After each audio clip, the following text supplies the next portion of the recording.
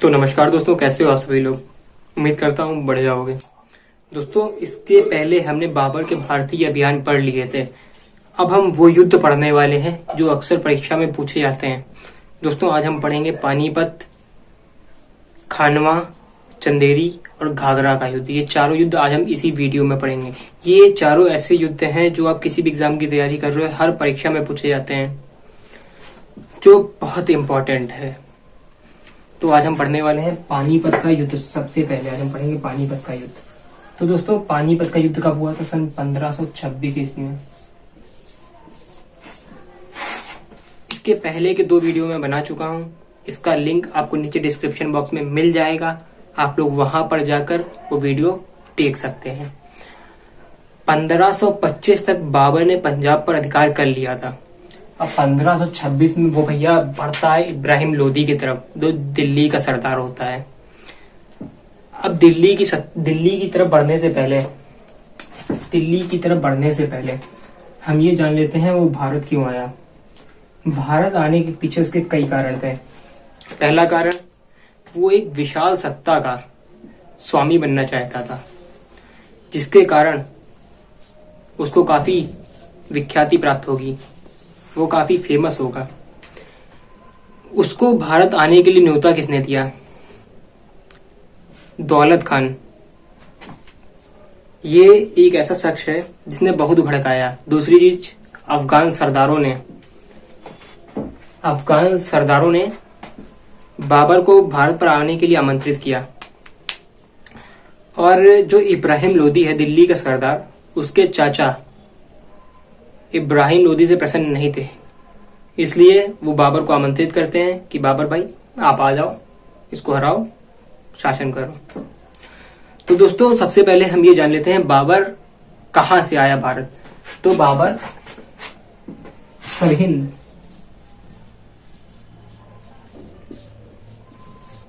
व अंबाला के रास्ते से होकर भारत की ओर प्रस्थान करता है। अब प्रस्थान तो उसने कर लिया। अब विद्वानों में बड़ा मतभेद आता है। जैसे कि एक क्या बोलते हैं, अबुल फजल जी हैं और एक फरिश्ता। इन लोगों ने बाबर की सेना को माना है, करीब कितना माना है, वही 8 से 10 हजार के आसपास माना है। और कई विद्वानों में इस पे मतभेद भी कि बाबर की सेना कितनी थी, इब्राहिम लोदी की सेना कितनी थी। तो सभी निष्कर्षों को पढ़ने के बाद हम इस पॉइंट पर आते हैं कि बाबर की जो सेना थी, बाबर की सेना में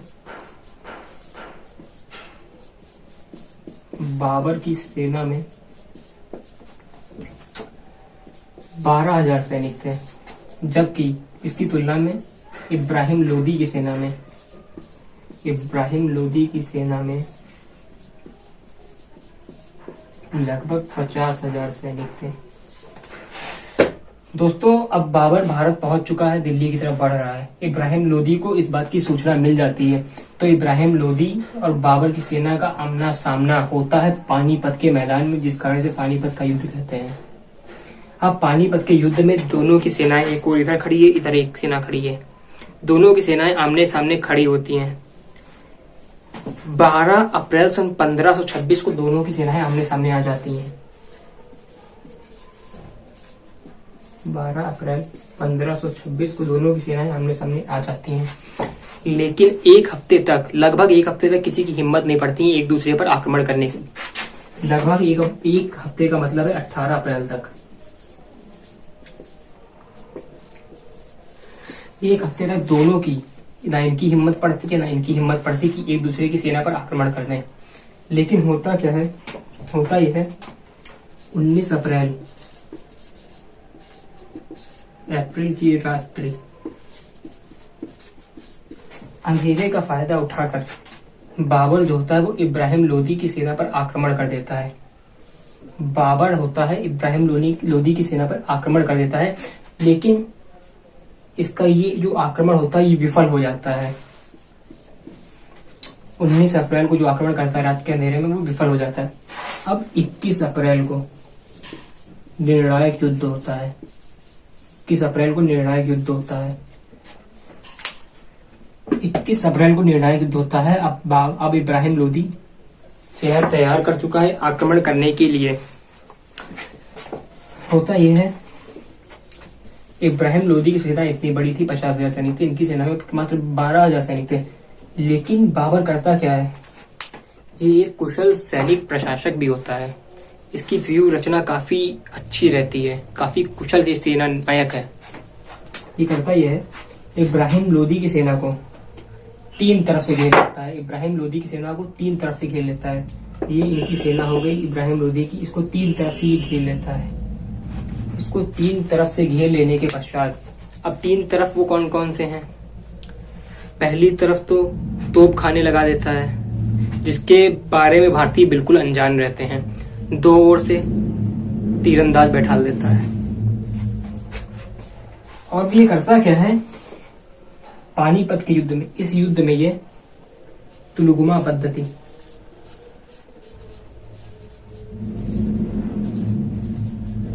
का प्रयोग करता है, बारूद की रणनीति का प्रयोग करता है, तुलुगुमा पद्धति का यूज करता है, जिसके बारे में भारतीय कुछ नहीं जानते हैं। तो इस कारण होता यह है, इब्राहिम लोदी की सेना बहुत बुरी तरह से हार जाती है और बाबर ये युद्ध जीत जाता है। और यहाँ पर इब्राहिम लोदी मारा जाता है, जिसके साथ साथ लोदी वंश का अंत हो जाता है। लोदी वंश का अंत हो जाने के पश्चात अब ये बाबर करता क्या है, अपने पुत्र हुमायूं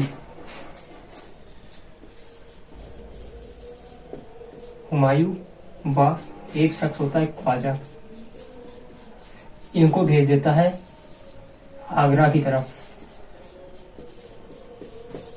ये लोग आगरा पर अधिकार कर लेते हैं, ठीक है।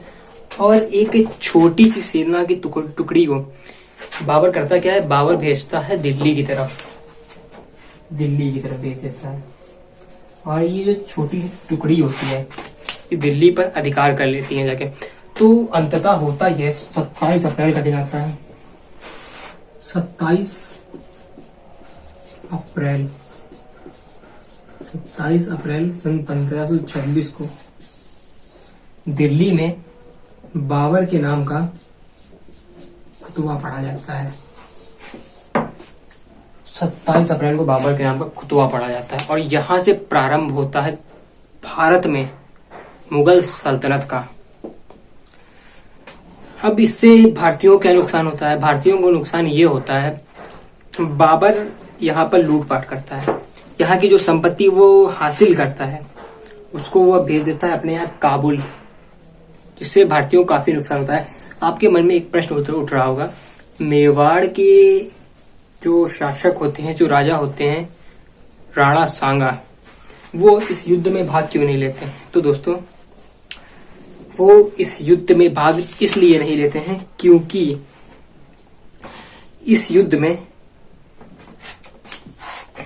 मेवाड़ को इस बात का भय रहता है कि गुजरात का जो शासक होता है मुजफ्फर शाह,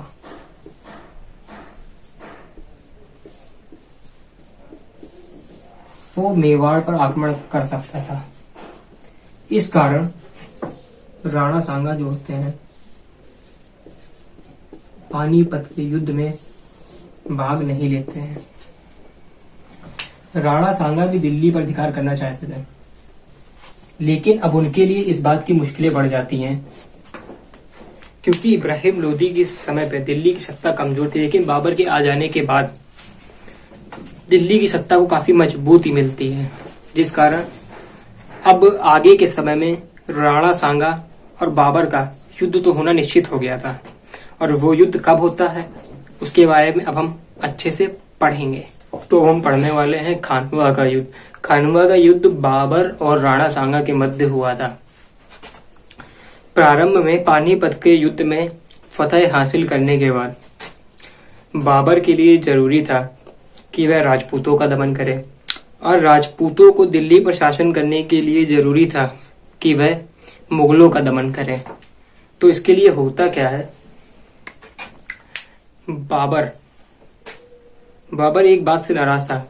बाबर के विरुद्ध ऐसा माना जाता है कि राणा सांगा ने उसको आश्वासन दिया था कि इब्राहिम लोदी के विरुद्ध युद्ध में हम आपका साथ देंगे, किंतु ऐसा नहीं हुआ। इस बात में कितनी सच्चाई है कितनी नहीं, ये हम भी नहीं जानते हैं। और इस प्रश्न का उत्तर अगर आपके पास हो तो आप दीजिएगा। हुआ ये 1526 में पानीपत का युद्ध बाबर ने जीत लिया था। अब 1527 में होता है खानवा का युद्ध। और खानवा के युद्ध में सबसे पहले ऐसा माना जाता है कि खानवा के युद्ध में बाबर ने राणा सांगा के पास एक संधि का प्रस्ताव भेजा था कि आप अगर संधि कर लेते हैं हमसे तो हम आपका युद्ध नहीं करेंगे, आप हमारा आधिपत्य स्वीकार कर लीजिए बस। लेकिन राणा सांगा ने क्या किया? राणा सांगा ने इस बात को ठुकरा दिया, इस बात का विरोध किया। उन्होंने अपमानित होकर व क्रुद्ध होकर बयाना के दुर्ग पर आक्रमण कर दिया। बयाना के दुर्ग पर आक्रमण कर दिया व मुगलों को खदेड़ दिया। अब मुगल वहां से भागते भागते भागते भागते बाबर के पास पहुंचते हैं। लेकिन बाबर क्या करता है? बाबर संयम से काम लेता है। इतिहास में एक लाइन बड़ी फेमस है डॉक्टर GN शर्मा की, इसी समय की। यदि मुगलों में भगदड़ के समय ही राणा सांगा उन पर आक्रमण कर देते तो निश्चित ही भारत का इतिहास कुछ और होता। वो बात तो सही है, लेकिन राणा सांगा करते क्या है? तुरंत आक्रमण ना करके कुछ समय प्रतीक्षा करते हैं। इस बात का फायदा उठाया बाबर ने। बाबर ने अपनी सैनिक शक्ति को काफी मजबूत कर लिया।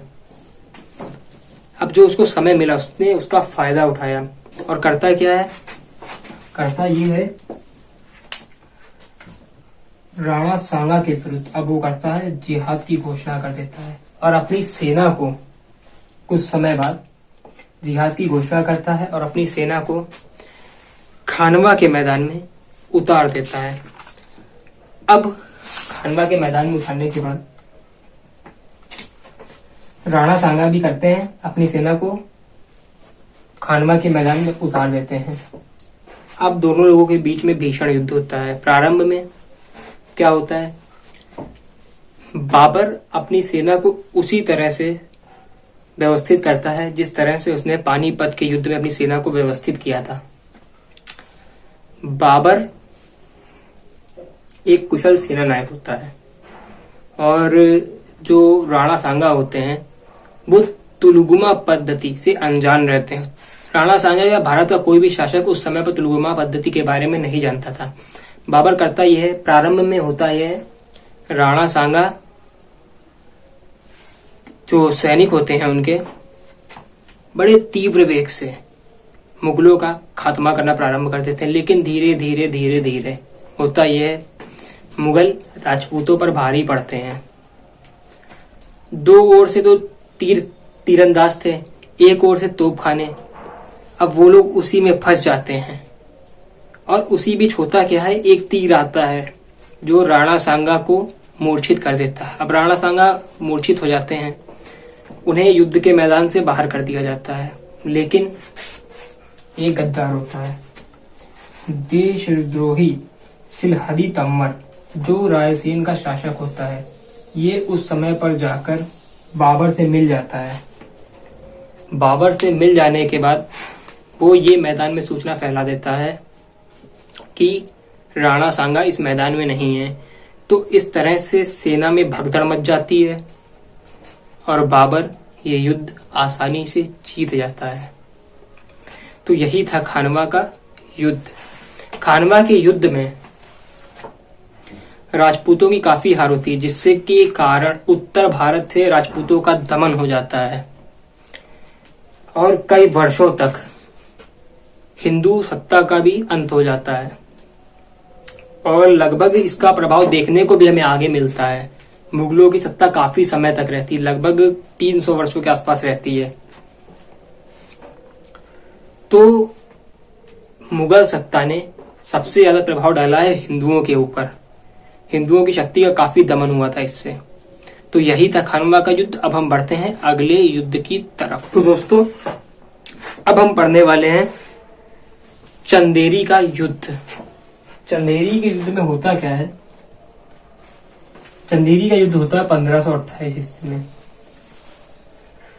चंदेरी जो है, चंदेरी का राज्य वह मालवा व बुंदेलखंड की सीमा पर है।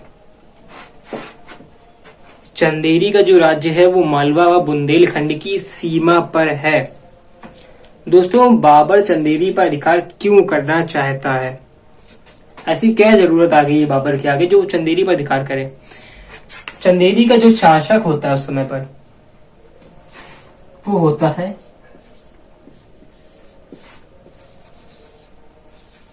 मेदिनी राय।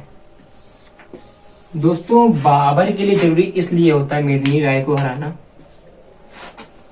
मेदिनी राय जो होते हैं उन्होंने जो खानवा का युद्ध हुआ था राणा सांगा और बाबर के मध्य, मेदिनी राय ने उस समय पर राणा सांगा का साथ दिया था। इसलिए बाबर के लिए जरूरी होता है कि वो मेदिनी राय को हराए। मेदिनी राय को हराने के साथ साथ बाबर को इस बात का एक और फायदा मिलने वाला है। बाबर को फायदा मिलने वाला है इस बात का कि यदि वो मेदिनी राय को हराता है और चंदेरी पर अधिकार कर लेता है तो गंगा यमुना का जो इलाका है, गंगा यमुना का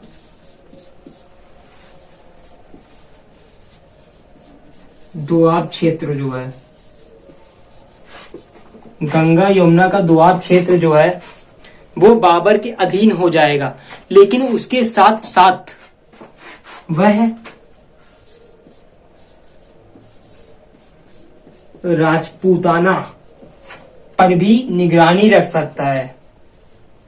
दो फायदे उसको मिलने वाले थे। पहली बात, तीन फायदे मिलने वाले थे। पहली बात तो मेदिनी राय का दमन हो जाएगा, गंगा यमुना का दोआब क्षेत्र उसके अधीन हो जाएगा और राजपूताना पर वो अधिकार एक नजर रख सकता है।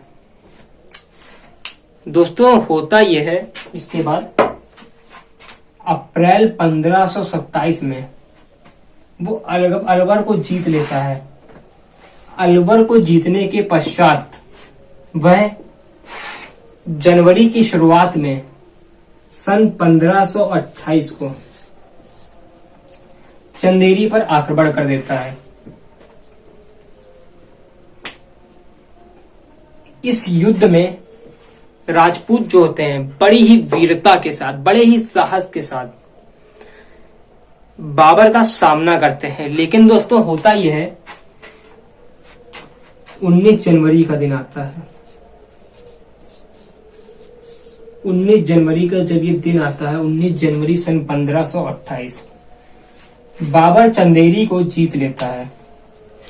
बाबर चंदेरी को जीत लेता है और वहां का शासक नियुक्त करता है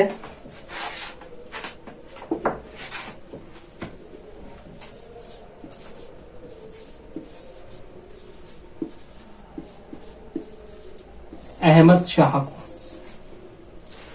अहमद शाह को ये बना देता है शासक। तो दोस्तों, बस यही था चंदेरी का युद्ध। अब हम पढ़ेंगे अपने आगे का एक आखिरी युद्ध। तो पढ़ते हैं अब उस युद्ध को। दोस्तों, घाघरा का युद्ध। घाघरा का युद्ध में होता यह है कि घाघरा के युद्ध में इब्राहिम लोदी जो होता है, दिल्ली का सरदार, पानीपत का युद्ध सन 1526 ईस्वी, आपको सब कुछ याद आ गया होगा मेरी एक लाइन से। इब्राहिम लोदी का एक भाई होता है महमूद लोदी। ये भैया छुप के बैठा होता है बिहार में। और बिहार में करता क्या है ये, इसका काम क्या होता है? बिहार में ये अफगानों की एक सेना का संगठन कर रहा होता है बाबर के खिलाफ युद्ध के लिए। बाबर को इस बात की सूचना मिल जाती है। बाबर करता क्या है, 2 फरवरी सन 1526 को बाबर बिहार की ओर बढ़ता है। बिहार की ओर बढ़ता है जब वह गाजीपुर पहुंचता है। 2 फरवरी सन 1528 ईस्वी को जब बाबर बिहार की ओर बढ़ता है और गाजीपुर पहुंचता है, तो कुछ अफगान सरदार जो होते हैं बाबर से जा मिलते हैं। बाबर से जा मिलने के बाद, भाई बाबर से जा मिले तो बाबर का तो साथ देंगे।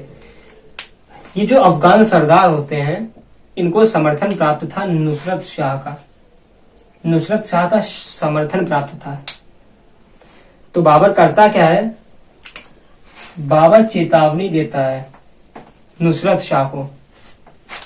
बाबर चेतावनी देता है नुसरत शाह को, लेकिन नुसरत शाह की ओर से कोई भी उत्तर नहीं आता है, वो कोई रिस्पांस नहीं देता है। होता यह है, अब दिन आता है 6 मई का। 6 मई सन 1529 ईस्वी को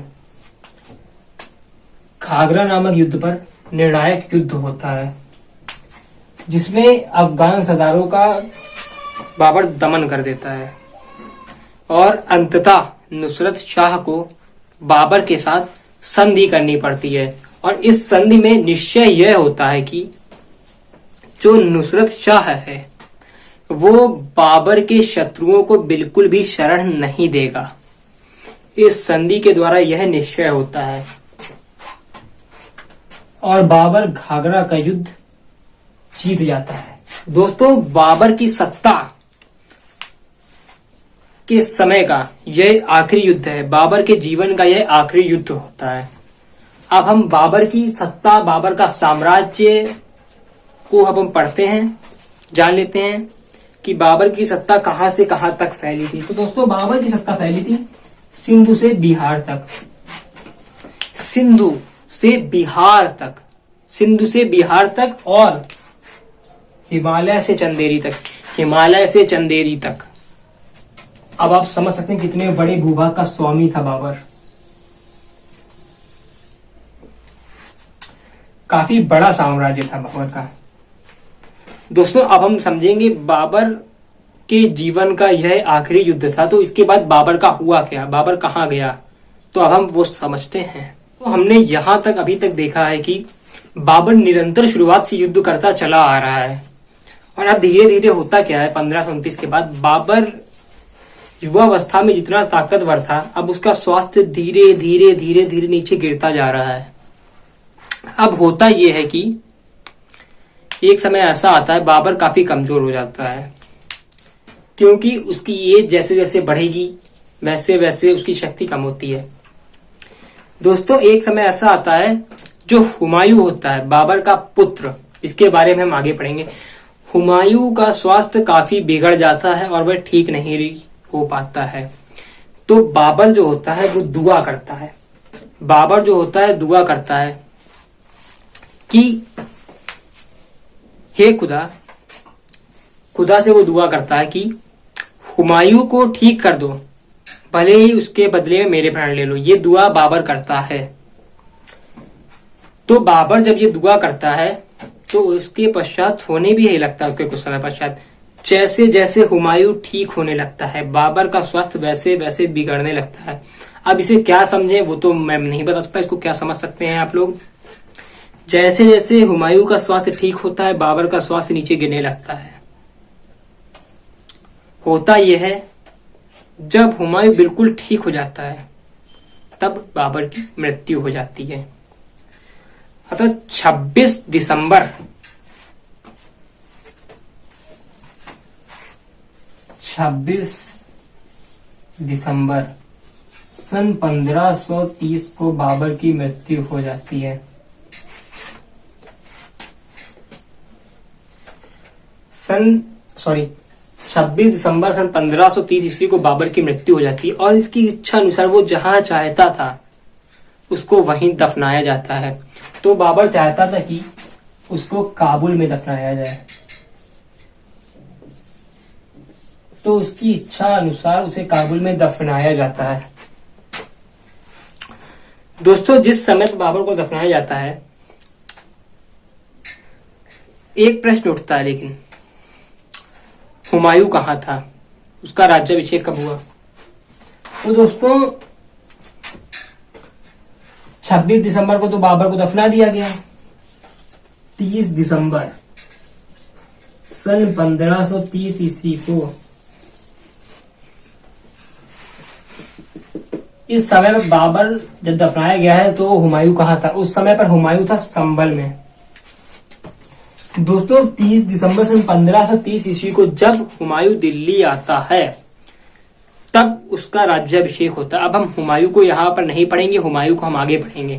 बाबर के बारे में एक लाइन बड़ी फेमस है, बाबर की किताब बड़ी फेमस है। बाबर एक कुशल सेना नायक, कुशल संचालक होने के साथ साथ एक राइटर भी था। उसने एक पुस्तक लिखी है जिस पुस्तक का नाम है, बड़ी फेमस पुस्तक है, बहुत पूछा जाता है एग्जाम में, बाबरनामा। ये बाबर की आत्मकथा है, इसको बाबर ने स्वयं लिखा है।